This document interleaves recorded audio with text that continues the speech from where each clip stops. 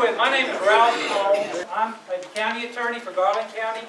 I've held that position for almost 25 years, and I will tell you, this is the first time we have ever had a meeting with the city and the Quorum Court. And we wanted to lay some ground rules down. It would be important for all of us to get together, get with Mr. Noland, and let him explain kind of the research and the survey and the analysis he's done. We want to give our Quorum Court and our city board a chance to ask him questions. I tell people when you're in court, I know you got someplace else you would rather be. And however, the public will not be able to ask questions. At this time, Brian, is there anything you want to take over from here? I'm Brian Albright. I'm the city attorney. Questions can be asked of Stewart relative to his study, the work that he has done, and his opinions about that, but not go into the policy decisions that governing bodies make during business meetings. Thank you both. Again, my name is Stewart Noland. I'm with Crist Engineers, and our principal office is in Little Rock, and we were given some pretty specific instructions by the city at that point in time. They wanted us to identify a future water supply or supplies for the city and implement at least one, if not more of those as an initial project. What I'm asking this group to do is to join with the board and endorse their decision to go to Lake DeGray for the reasons that we mentioned. It's difficult to convince anybody that we have a shortage of water when they're walking in here with umbrellas. Then talk about the county, not just the city, because it is the county that's, at risk here just as much as the city, and probably more so. We've got property owners in the county who are being denied service because of this so-called emergency. That's unacceptable, and it cannot continue. And I realize that Garland County, outside the city limits, it's been said by different county city employees to be a burden on the city. And it is my intention to relieve the city of that burden. But I just want to make the point to the board that we've got an unacceptable situation when property owners are being denied the service that, number one, the residents of the county paid for it to be installed, paid for the capital improvements, and have continued to pay 1.5 times the city rate for that time, paying for city improvements as well. So I don't know that that's something you want to be relieved of, that extra income. And I think that we should all be working together here. I don't think we'd be here tonight as a group just because of the DeGray. We wouldn't be here. You wouldn't have a full room if it was just about the DeGray project. The reason people are here is because people are being denied service. Jobs are being smashed and not allowed to be created. And that's unacceptable. That hurts the schools, that hurts property owners, that hurts county government, and it does hurt city government as well. Brian, do you want to speak to that? I mean, is that a question for me? That was a statement. Thank you. Is there a crisis? Are we in a Well, water crisis? let me, and I'll tell you what it's going to take. It's going to take a couple of hot, dry summers. At a recent meeting, the city manager said that the water loss was approximately 40%. ADEQ has said that if the city would implement conservation practices, and I live in the city, and I represent mostly city citizens at the county level. Even in 2012, when it was as dry as it was, there was no implementation of any form of conservation. Metered water, odd day, even day watering of your lawns, there was nothing. If the conservation measures that ADEQ has recommended and the 40% loss gets reduced to a more standard loss of around 12 to 15%, could we not delay maybe 5 to 10 years so that we could start building the capital resources that we need to expand? The growth is happening outside the city. You have it growing in the north part of in the county, in Hot Springs Village area of that. You've got 70 West growing, or the west part of the county, and the south side of the county are some of the water's coming. The Walmart was growing to the west side of the city, it was denied that. So obviously, y'all's looking at needing more water to be able to push outside the city. So if the county comes in and says, why don't we form a county-wide water district, then the city's not gonna need to do that. And I think what we're looking at from the county level is we're saying, can we not hold off so that we can look at this and how do we fix this for a whole county issue than just a small part of the county? So as an engineer, would it not be wiser for us to look at how do we service the whole county versus just what would be maybe economically beneficial to the city?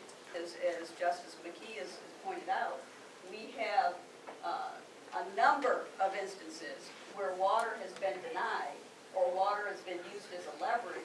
So we need to reevaluate this. You're asking us to give you a carte blanche approval tonight, and I don't think you're going to get that, not from the county justices, to approve a program that does not take all of our county residents into consideration. And I just don't think that's going to happen. I have a question for the city board.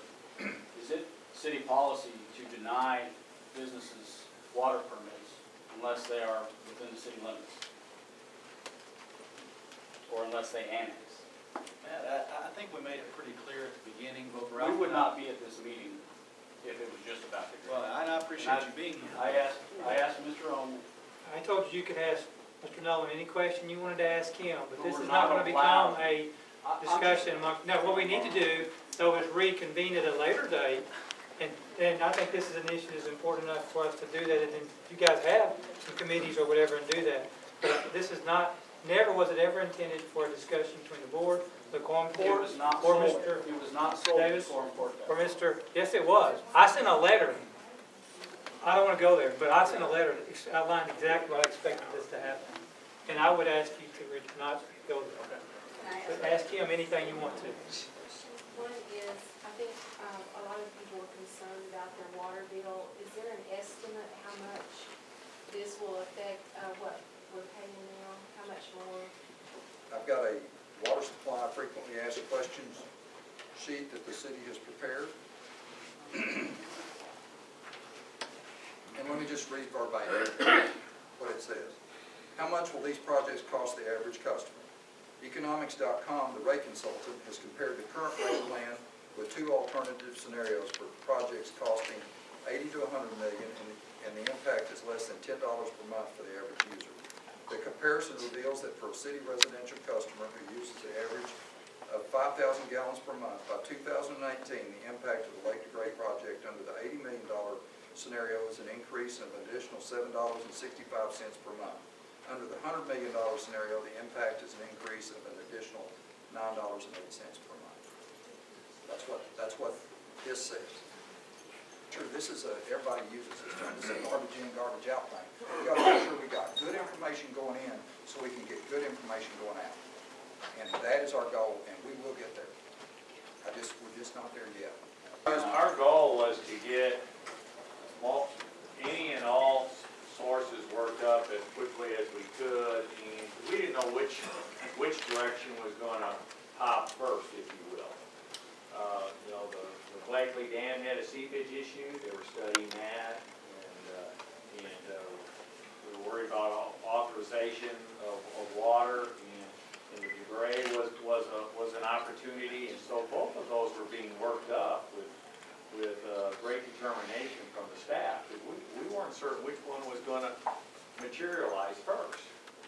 So that was our approach there, Tom, was to try to get any and all available water, work the one that was going to come up first, but never exclude the one that might come on a little later. I was getting close to 7. I'll speak for myself. You were hoping to leave here with a unanimous endorsement of your program. Until we have additional meetings and we can talk about the policies and the problems that currently exist and look at a countywide answer, I, for one, am not giving my approval. I ask you to consider it, and that's what I ask you to do. And that consideration can go on. I want to double on what Ralph Holmes said, you know, this is the first time that these two bodies have been together, and I do recognize that we look at things from a different perspective because we come from different directions, and we have different constituents, and we recognize that. Water's one, there's other issues. But I think it's important for us to hear from experts like Stewart and then have work sessions amongst ourselves. And so I encourage us to continue to have these meetings. You know, it might be 3 times a year, maybe 4, maybe 6. It may be a session like with Stewart, or maybe like Mary, like you're saying. Okay, there are some other issues that we have to deal with policy that you know, would cause us to come together. But I'd rather have it here than on the front page of the paper with misinformation. I mean, let's get the information and let's move forward together. Again, you know, if Stewart's all wrong, we'll fire him. I mean, he said he'd like, if he got fired today, he'd at least say he had 2 options for us. If we have clarity, we can make decisions. But you're not gonna have clarity unless we can talk about more things than just, you know, the proposed plan. We don't even have. Well, I'm other saying clarity of engineers. knowing when the city- plant's coming online and when the water demand is. That's big.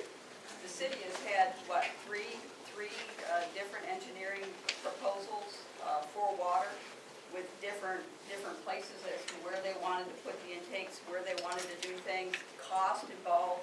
I've heard costs, the one 2 years ago that got put out, that was over $200 million. So until we can be satisfied with the direction that it's going to benefit all the citizens of this county, and that the plan is going to be workable and beneficial for everybody involved, since half of the customers are county customers, it would be premature to ask us to approve this plan. And the water has been used as an excuse in a lot of areas for what policy has been done. And I think it's time for us to work together. We've got to stop this back and forth, those people and us. We are weak. It's almost like we have a civil war going on. And it's sad because these are my brothers and sisters. And you just got caught in the middle of the Civil War.